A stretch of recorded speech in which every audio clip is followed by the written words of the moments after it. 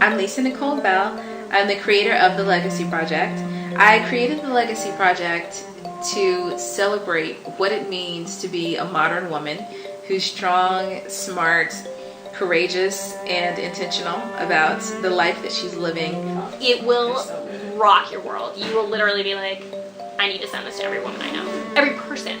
It's insane. I feel excited at the possibility of what this book can do for young women. It's almost like having, older sisters, or just a community, a village that's there available to help kind of raise them.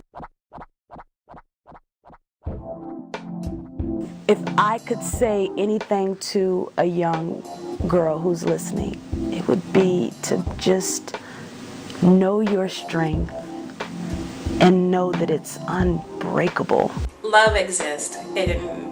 The fact that most of us have grown up in some slight dysfunction or major dysfunction, your view of what love is skewed. I think teen girls should know that love exists. You know, we kind of live in a society where every other family is going through divorce, broken home. We see TV shows and media all the time, seeing girls with broken hearts and crying over their boyfriends and this and that and the other thing. And I think that girls need to know that love does exist. I think girls need to know that it's important to make decisions that are consistent with where you're going, not necessarily where you are. That's how you make the leap to the next level. I think if young women can just start loving themselves more in the beginning and knowing that they are amazing, divine, powerful, bright, strong women, then they are going to attract the right kind of love when the time is ready. I don't think the girls hear enough that it's okay to be who you are. You don't have to be the best, you just have to be your best. But I think they need to know that it's okay to be themselves. They don't need to get lost in relationships. Incorporating someone into your space can be a wonderful thing. But if you don't know who you are and you're inviting someone else into your space, not good. Because eventually you're going to learn who you are. And that person you invited may not be the person you want to stay. Really, really dive into what's right for you, what's your bliss. The most important thing is to know your values and to know your needs. When you know what your needs are, you can figure out where to get them met so that you're not constantly being disappointed by friends or family.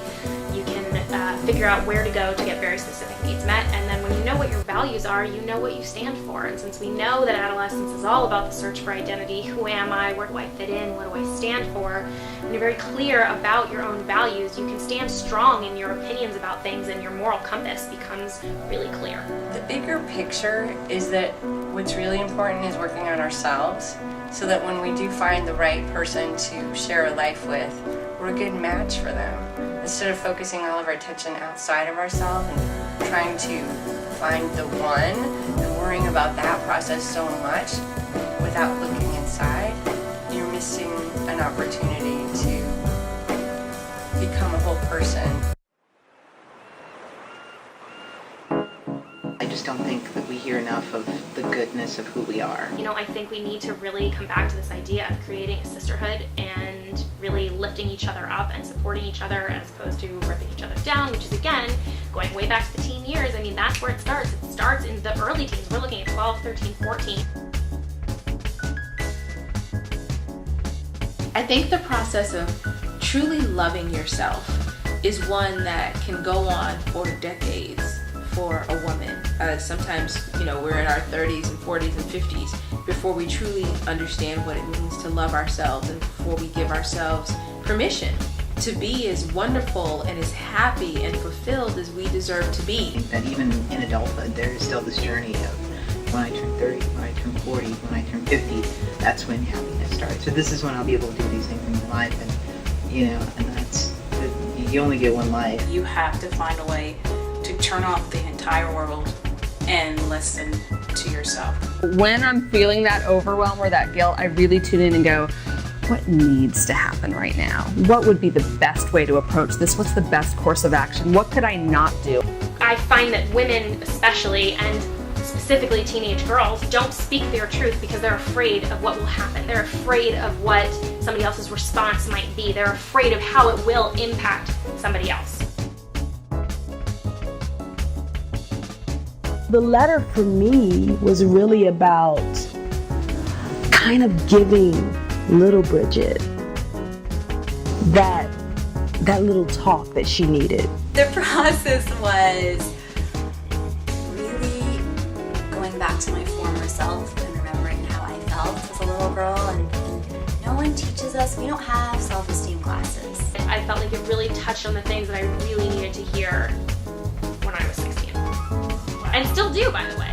It was wonderful because it was nice to sort of look back and be able to say, gosh, what would I want to say to myself? That's what was great about this letter writing, because it was sort of therapeutic in that way.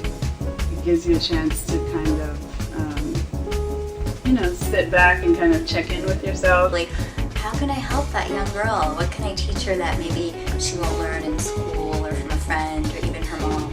These are lifelong lessons, but if we had known them sooner, God, it would have been easier, wouldn't it? The nice thing about being older is that you can look back and go, oh, I've seen this before, this has happened to me before, I've done this before, I'm going to change it up this time, I know better now, you learn, you have experiences that you can draw from, and you can change the direction of your life. There's a quote that I like that says that success is not the result of spontaneous combustion.